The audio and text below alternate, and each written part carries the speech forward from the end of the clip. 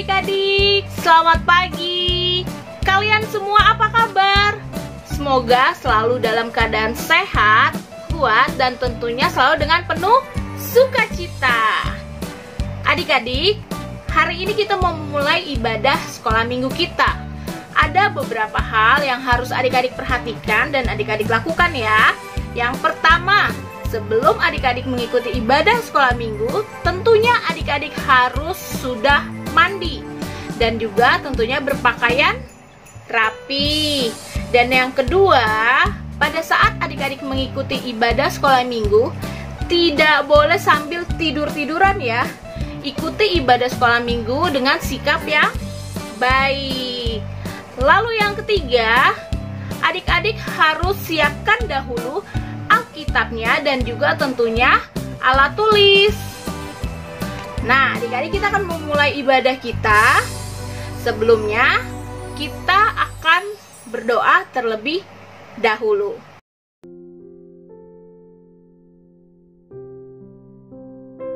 Oke adik-adik semua, kini kita mau masuk ke dalam doa pembukaan. Mari lipat tangannya, tutup matanya, kita mau bersatu di dalam doa. Selamat pagi Allah Bapa kami yang bertata dalam kerajaan surga. Terima kasih ya Tuhan kalau Engkau boleh bangunkan kami di pagi hari ini dengan semangat yang baru, dengan tubuh yang sehat, dengan penuh sukacita yang baru ya Bapa, sehingga kami boleh ke sekolah minggu lagi meskipun masih online ya Bapa. Tuhan Yesus berkati ibadah online kami dari awal pertengahan hingga pada akhirnya, agar kami boleh beribadah dengan baik di hadapan Engkau ya Bapa. Kami merasakan hadirat-Mu dalam ibadah ini ya Bapa. Kau berkati kami ya Tuhan Yesus, Kau berkati yang bertugas pada hari ini, dan biarlah juga firman Tuhan pada pagi hari ini dapat tertanam dalam hati kami, dalam pikiran kami, dan dapat kami lakukan dalam setiap aktivitas kami ya Tuhan. Terima kasih Tuhan Yesus, Allah Bapa kami yang baik. Hanya dalam nama Tuhan Yesus kami telah berdoa dan mengucap syukur. Haleluya, amin.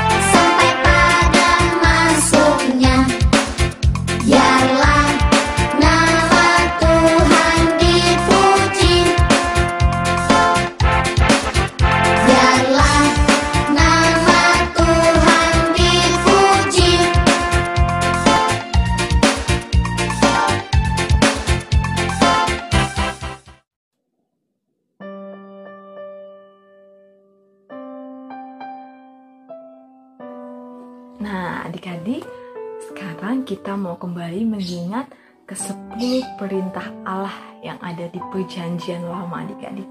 Kalau minggu lalu kita sudah mengingat pada poin yang kelima dan yang keenam. Nah, hari ini kita mau kembali mengucapkan dan mengingat untuk hukum Allah pada poin yang ketujuh dan yang ke-8. Siapa yang masih ingat hukum Allah yang ketujuh? Siapa ingat? Ya, jangan berzina adik-adik. Nah, yang ke-8 adalah jangan mencuri adik-adik. Nah, biarlah ke-10 firman Allah ini boleh kita lakukan, boleh kita ingat, kita tanam dalam hati kita, sehingga kita boleh melaksanakannya di dalam kehidupan kita sehari-hari. Amin.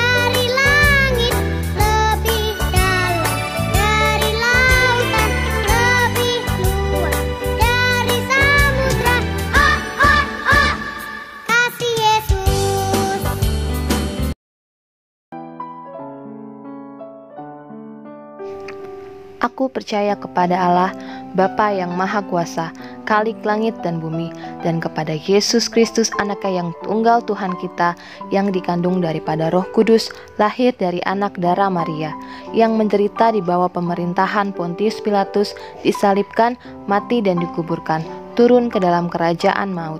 Pada hari yang ketiga, bangkit pula dari antara orang mati, naik ke sorga, duduk di sebelah kanan Allah, Bapa yang Maha Kuasa, dan dari sana Ia akan datang untuk menghakimi orang yang hidup dan yang mati. Aku percaya kepada Roh Kudus, gereja yang kudus dan am, persekutuan orang kudus, pengampunan dosa, kebangkitan daging, dan hidup yang kekal.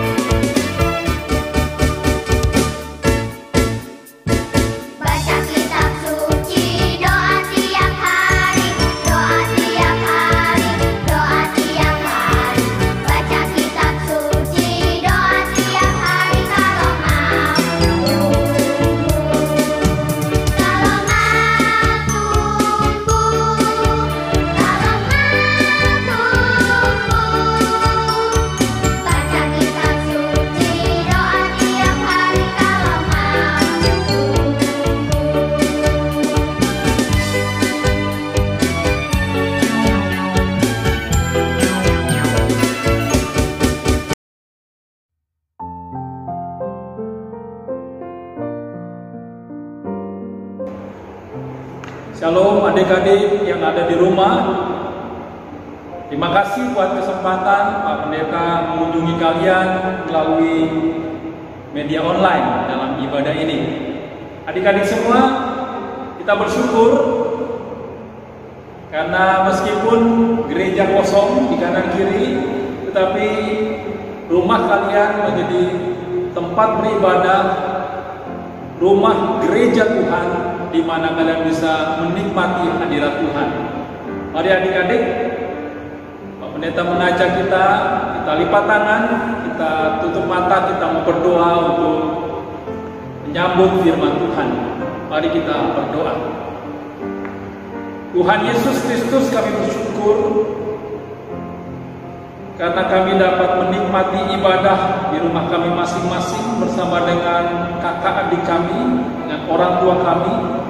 Kami percaya Tuhan hadir, Tuhan menemani kami, Tuhan memberikan berkat yang berlimpah melalui ibadah ini untuk kami mengerti kebenaran dan menghidupi kebenaran itu dalam kehidupan kami sehari-hari, baik di rumah maupun kami sebagai pelajar. Tolong kami ya Tuhan untuk menjadi saksi Tuhan yang luar biasa di tengah-tengah masa pandemi ini. Dalam nama Tuhan Yesus Kristus kami berdoa. Amin. Baik adik-adik, sebelum kita mulai membaca firman Tuhan, kalau adik-adik beribadah dengan kakak adik ya, lebih daripada satu orang, lintos kanan dan kiri, katakan Tuhan Yesus baik. Tuhan Yesus baik. Oke, sudah? Baik. Pak Pendeta mengajak adik-adik semua membuka satu bagian firman Tuhan dari kitab Yesaya pasal 40 ayat 9 sampai 11. Ya. Tema kita hari ini adalah selamat di tangan Gembala Agung. Selamat di tangan Gembala Agung. Sudah siap semua? Baik. Mari kita perhatikan dan simak baik-baik. Yesaya pasal 40 ayat 9. Hai Sion, pembawa kabar baik, naiklah ke atas gunung yang tinggi. Hai Yerusalem, pembawa kabar baik, nyaringkanlah suaramu kuat-kuat, nyaringkanlah suaramu, jangan takut. Katakanlah kepada kota-kota Yehuda, lihat, itu Allahmu, lihat, itu Tuhan Allahmu. Ia datang dengan kekuatan dan dengan tangannya Ia berkuasa. Lihat, mereka yang menjadi upah jerih payahnya ada bersama-sama Dia, dan mereka yang diperolehnya berjalan di hadapannya. Seperti seorang gembala, ia menggembalakan kawanan ternaknya dan menghimpunkannya dengan tangannya. Anak-anak domba dipangkunya, induk-induk domba dituntunnya dengan hati-hati. Demikian juga membaca firman Tuhan. Yang berbahagia adalah setiap kita membaca, mencintai, dan melakukan firman Tuhan ini dalam kehidupan kita hari lepas hari. Nah, adik-adik semua yang dikasihi oleh Tuhan Yesus Kristus, pasti kalian mendengar berita tentang langkanya, ini apa ya kan? Ini namanya masker ya. Oleh karena kelangkaan masker ya, rupanya ada orang-orang ya yang berniat jahat memalsukan masker itu. Ya, betul ya kakak-kakak ya, betul ya adik-adik, berita ini begitu tersebar ya, viral tentang masker yang aspal, asli tapi palsu ya. Kenapa aspal? Ya karena memang bentuknya itu memang tetap bentuknya masker ya, seperti ini ya, ada maskernya ya, tetapi kualitasnya itu sangat buruk ya, tidak bisa untuk menahan virus yang masuk ke dalam mulut atau kepada telinga kita ya. Kenapa aspal? Karena memang kelihatannya baik, bagus ya, warnanya sesuai dengan aslinya, tetapi tidak memenuhi standar ya. Nah adik-adik semua, begitu juga orang-orang Israel pada saat itu. Mereka beribadah, tetapi ibadah mereka ibadah yang palsu. Mereka menyembah Tuhan, tetapi menyembah ilah-ilah yang lain. Mereka menyembah Tuhan, tetapi bertanya kepada roh-roh dan arwah-arwah daripada orang mati. Ibadah mereka menjadi ibadah yang palsu. Perbuatan mereka mengorbankan korban-korban bakaran dan lain-lain. Itu juga merupakan korban bakaran yang palsu. Karena apa? Mereka juga mempersembahkan korban-korban yang lain kepada dewa-dewa yang lain. Ya. Nah, inilah perilaku ibadah yang palsu, perbuatan yang palsu di hadapan Tuhan. Ya, sehingga Tuhan muak dengan ibadah mereka. Tuhan membenci ibadah mereka. Ya. Tuhan membelakangi orang-orang Yehuda, dan akhirnya apa? Mereka dibuang ke Babel. Dibuang untuk mereka merasakan bahwa mereka itu perlu dididik oleh Tuhan. Mereka perlu disaring supaya mereka menjadi bangsa pilihan. Nah, adik-adik semua, ketika orang Israel di pembuangan, itu bukan dalam maksud mereka dibinasakan atau dimusnahkan, ya. Tetapi Tuhan ingin menyaring, ya. Pak Pendeta ini punya ada satu alat nih, alat saring, ya. Nih, alat saring tahu ya. Biasanya mama kalian pakai ini kalau mau nyaring santan, ya. Nah, ini Pak Pendeta ada wadahnya dan ada bendanya yang mau disaring. Nah, ya. Nah, benda-benda yang halus itu akan jatuh dari saringan. Nah, itulah orang-orang yang lolos, yang bertobat, yang menyadari kesalahannya oleh karena mereka melakukan ibadah yang palsu. Tetapi ada juga orang-orang yang hatinya membatu seperti ini. Ya, hatinya membatu. Kalau hatinya membatu seperti ini, tidak bisa dibentuk oleh Tuhan. Karena mereka mengeraskan hatinya. Mereka menolak Tuhan.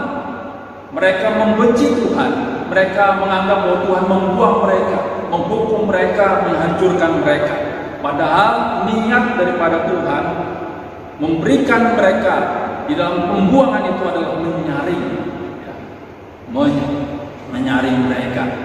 Nah, adik-adik semua, ketika orang-orang yang sudah disaring itu, nah, Nabi Yesaya memberikan satu nubuatan, satu berita sukacita. Ya, Yesaya pasal 40 ayat 1 dikatakan, hiburkanlah umatku. Bagaimana menghibur orang-orang yang dalam pembuangan? Nabi Yesaya berkata dalam ayat 9, Yesaya 40 ayat 9 dikatakan apa?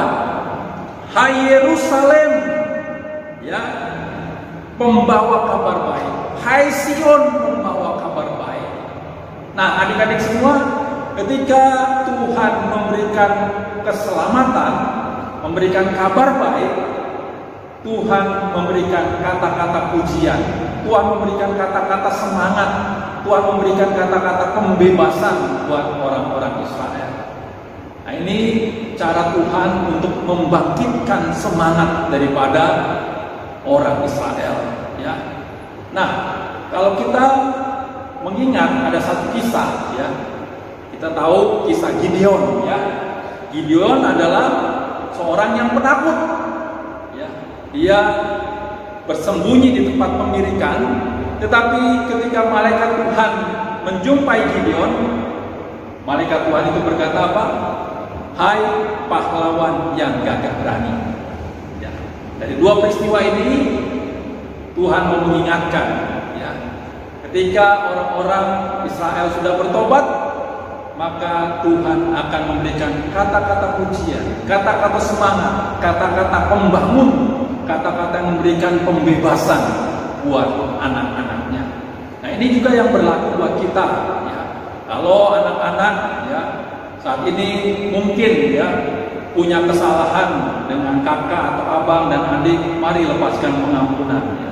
Kalau mereka merasa menjahati kita, ya, menjahati adiknya atau kakaknya, mari kita juga belajar mengampuni mereka, ya. Karena orang-orang yang memberikan pengampunan itu nanti akan dipuji oleh Tuhan, ya, akan diberikan kata penyemangat, ayo tetap melayani, tetap belajar mengasihi, ya.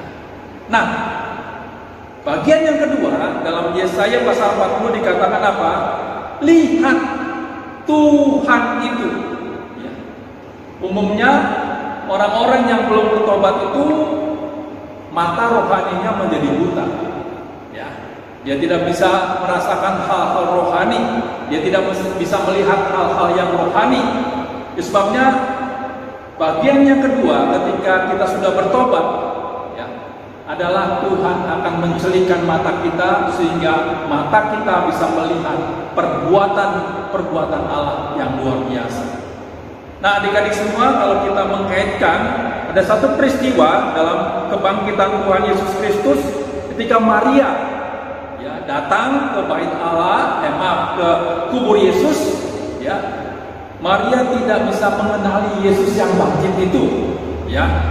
Maria malah berkata, "Kemana engkau letakkan jenazah atau tubuh Tuhanku?"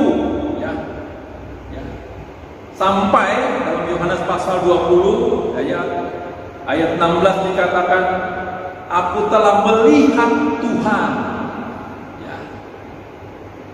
Kesedihan Maria membuat dia tidak bisa mengenali Tuhan Yesus yang bangkit. Sebabnya orang-orang Yehuda yang ada di dalam pembuangan Babel pun tidak bisa melihat bahwa Tuhan tetap menyertai mereka di dalam pembuangan. Sampai Nabi Yesaya membuatkan, "Lihat, itu Tuhanmu." Dan bagian yang ketiga, ya, yang pertama apa? Tuhan memberikan kata-kata pujian, Tuhan memberikan kata-kata penyemangat, Tuhan memberikan kata-kata pembebasan. Yang kedua adalah Tuhan mengubah mata yang buta menjadi mata yang melihat. Lihat, itu Tuhan. Dan yang ketiga, kalau kita sudah bertobat, sudah menerima keselamatan daripada Tuhan Yesus, Yesus sebagai gembala agung kita akan menuntun kita. Dikatakan Yesaya pasal 40 ayat 11 dikatakan, Ia akan memelihara kawanannya, Dia sendiri akan mengumpulkan mereka, Ia akan menggendongnya, Ia akan menuntun induk-induknya dengan lemah lembut. Adik-adik semua, apapun keadaan kita hari ini, mari ya, kalau kita mengalami satu rasa bersalah oleh karena kita melakukan kesalahan dengan kakak, adik kita, atau orang tua, atau dengan Tuhan, ya, mari kita datang kepada Tuhan, kita bertobat, dan Tuhan akan melakukan 3 perkara penting dalam hidup kita. Tuhan akan memuji kita, Tuhan akan memberikan kata penghiburan. Yang kedua, mata kita akan menjadi celik dengan melihat perkara-perkara yang rohani. Dan yang ketiga, Tuhan akan menuntun kita sebagai gembala yang agung sehingga hidup kita menjadi hidup yang bersukacita meski di tengah-tengah pandemi, meski di tengah-tengah banyak persoalan, meski di tengah-tengah kita orang tua kita mungkin tidak bekerja, tetapi Yesus Kristus sebagai gembala agung akan menuntun kalian melewati masa pandemi ini, menuntun keluarga kalian melewati masa-masa yang sulit ini, karena Yesus adalah gembala agung yang pernah melewati segala penderitaan di tengah-tengah dunia ini. Adik-adik semua, yakinlah janji Tuhan kepada kita, ya dan amin. Tuhan Yesus memberkati adik-adik semua. Amin. Mari kita berdoa.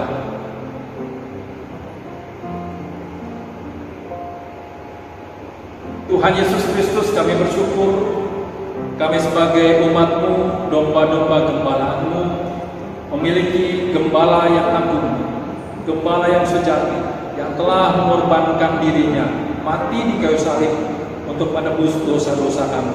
Lebih daripada itu, Engkau mengutus Roh Kudus untuk kami dapat hidup berkenan di hadapan-Mu, bahkan menjadi anak-anak Tuhan yang tangguh di tengah-tengah zaman ini. Kami percaya Roh Tuhan hadir di tengah-tengah keluarga kami, Roh Tuhan hadir di tengah-tengah hidup kami untuk menjadi saksi Tuhan yang luar biasa. Dalam nama Tuhan Yesus Kristus kami berdoa. Amin.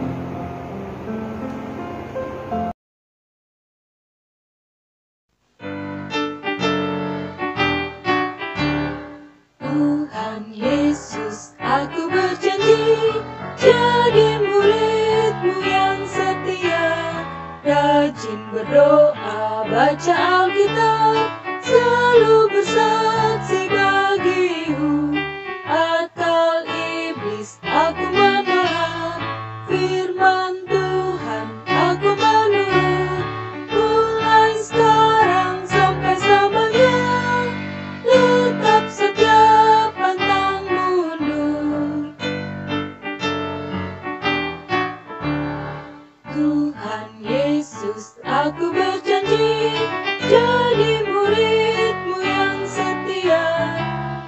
rajin berdoa, baca Alkitab, selalu bersaksi bagimu.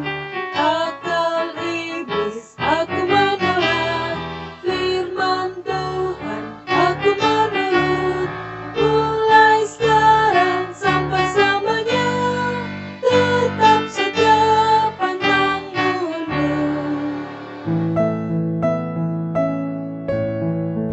Adik-adik yang ada di rumah, mari kita bangkit berdiri, mari kita memberdoa syafaat dan kita akan menerima doa berkat dalam ibadah gabungan sekolah minggu tanggal 25 April 2021. Mari kita berdoa. Tuhan Yesus yang baik, pimpinlah anak-anak sekolah minggu, mulai dari anak-anak batita, anak-anak kelas sedang dan anak-anak kelas remaja, agar hidup mereka dapat terus melibatkan Tuhan. Kami percaya kalau Tuhan hadir dan memenuhi hati mereka, tidak ada lagi kebosanan, tidak ada lagi kejenuhan.